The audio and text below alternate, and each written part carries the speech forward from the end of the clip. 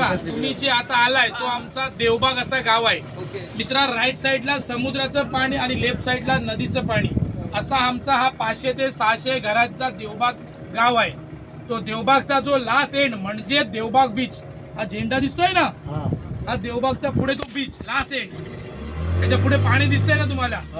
पण हा देवबागचा जो लास्ट एंड आहे ना, याला जो तालुका लागतो ना तो मालवण, म्हणजे मालवण तालुक्यामध्ये हा देवबाग गाव मोडला जातो.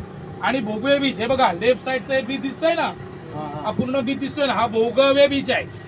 भोगवे बीच म्हणजे एप्रिल मेला कासव येऊन अंडी घालतात आणि यात्रा बनते ना कासव यात्रा, तो हा भोगवे बीच. शॉर्ट पिक्चर माहिती आहे का मराठी चित्रपट, त्याची भोगवे बीच वांगणीला शूटिंग झाली, तो हा भोगवे बीच. पण हा भोगवे बीच याला जो तालुका लागतो ना तो वेंगुर्ला, गोवा बॉर्डरला येतो. भोगवे बीच वेंगुर्ला तालुक्यामध्ये येतो आणि देवबागचा जो एंड आहे ना हा समोरचा, हा मालवण तालुक्यामध्ये आहे. पण सर अशी घटना घडली की 2004ला जेव्हा सुनामी आली ना, त्याच्या लाटेच्या फोर्सने आपल्या देवबाग किनाऱ्याची जाळी बोटी सगळ्या वाहून गेलेल्या. फक्त राहिली ती माणसं आणि घरं. कारण ती का राहिली तर नदी किनारी आणि समुद्र किनारी जो दगडांचा बंधारा असतो ना, त्याच्यामुळे आमच्या गावामध्ये पाणी बिणी काही शिरलं नाही. किती जरी पाऊस लागला तरी आम्हाला काही फरक पडला, पडलेलं पाणी वाळूमध्ये जिरलं जातं. पण आता सुनामी आयलंड तारकर्ली देवबाग हा पर्यटन गाव कसा काय झाला, तर हा देवबागचा जो एंड आहे ना, आणि ती बघ लाट मोडतात बघा तिकडे समोर, ती बघ छोटी छोटी सफेद व्हाईट, तिथे तिथपर्यंत असा गाव होता पूर्ण आमचा देवबाग. लोक तिकडे चालत जायची, आमची तिकडे मशानभूमी होती, इकडे आमची हॉटेला होती. हॉटेला कुठली तर आम्ही गावीत कोळी लोक होती. आमचा बिझनेस मासे मारायचा, हे बोटिंग बिटिंग का नव्हतं, हे शप्पर ही जॅकेट काढली ना की बोट मासे मारायची आमची झाली. पण दादा सांगण्यासारखी दत्त जयंती डिसेंबर महिना होता, लाटेच्या फोर्सने इकडचा गाव या नदीमध्ये ओढला गेला. जाते वेळी फोर्स कमी झाला आणि एका डीप बीच वरती पाण्यामध्ये तो गाव साठून त्याचं बेट बनलं आणि त्या बेटला नाव दिलं गेलं सुनामी आयलंड. म्हणून हा तारकर्ली देवबाग गाव पर्यटन झाला. आपल्या देवबाग तारकर्ली बीचला कुठेही आंघोळीला जावा, सेफ बीच आहे.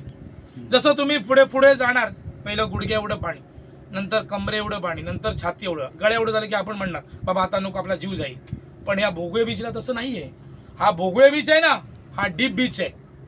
इथून तुमच्या एवढं चालत गेलो ना की लगेच कटाडा आहे 40 फूट पाण्यापुढचा. म्हणून तिथे लोक नाही जास्त तुम्हाला दिसत, कारण तो कटाडा बीच आहे. बघणार कोण त्यांना.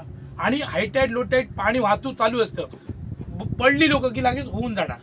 म्हणून तो भोगवे बीच एक कासव यात्रेमध्ये ओळखला जातो. फक्त जगाच्या नकाशावरती 3 नंबरला तो बीच आहे, क्लीन बीच आहे. मग प्री वेडिंगचे शूटिंग होतं त्या भोगवे बीचला तिकडे छान. आपल्या बीचला असलं काही नाहीये. आपल्या बीचला सगळे जरी कोणी या कोणी आंघोळ करायला जावं असं आहे म्हणून.